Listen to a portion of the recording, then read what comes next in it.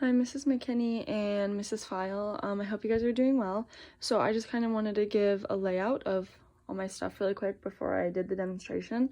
So I have my pumice, my cotton rolls, my floss, my articulating paper, my dry angle, my cotton tip applicator, my etchant, my sealant, my micro brush, my curing light, my Profi brush, my air water syringe, my suction, and my tooth. And I don't have my instruments with me at this moment, so for my Explorer today, I'm just going to be using a pencil, but yeah, I just wanted to explain that before. Sorry if the angle's weird, it's on top of the paper towel roll, but gotta do what you gotta do.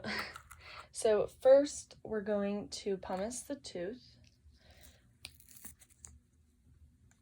and then we're just gonna scrub. And then we're going to rinse thoroughly.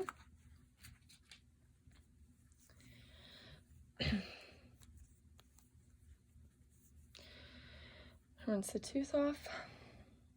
And then we're gonna place the dry angle on the cheek, on the buccal side. Normally the white side would be facing the cheek, but since there's no cheek for it to actually sit against, I'm just gonna put the dry angle there so you know it's sitting in the mouth. And then I'm going to put a cotton roll on the buccal side of the tooth.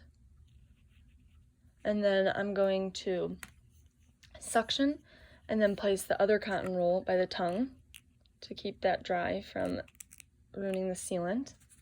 And then I'm going to dry the tooth off.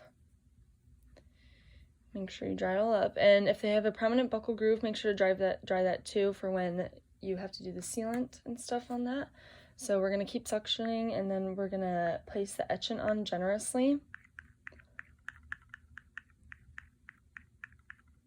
And then you're supposed to let that dry for 20 seconds. So let's say that it dried, and then we're going to take the air water syringe and we're going to spray the etchant basically right into the suction.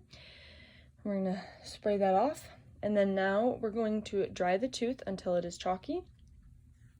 And then we are going to take the sealant and place it in all the grooves, and make sure you get it on that buccal groove. So we're going to put it in there.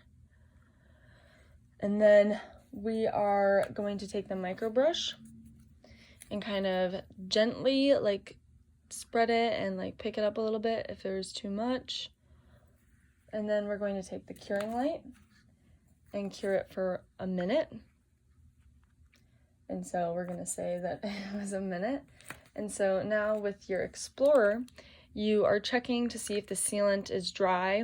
So if you touch it and test it with your Explorer, if it's tacky, you need to cure it again, but we're just going to say that it's not tacky. And then we are going to also check the edges and make sure there's nothing like poking them or anything uncomfortable. And then we're going to take the cotton tip and remove the air inhibited layer.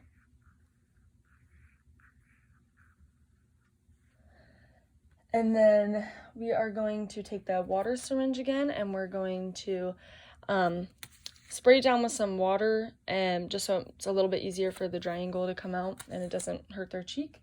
And then we're going to take the cotton rolls out. We're going to suction a little because they probably have a lot of saliva built up right there. And then we are going to floss now to check the interproximals to make sure we didn't seal any of the teeth together. So we're going to check that. So it seems good. And then after that, we want to check the occlusion with the articulating paper. So sorry, mine's not blue, but so we place it on the occlusal surface, and then we'd have them bite down and grind their teeth side to side and front to back. And we'd want to make sure that the blue from the articulating paper was only on the cusp tips, not on any of like the actual occlusal surface, because then that means we would have placed the sealant too high and there would have been way too much.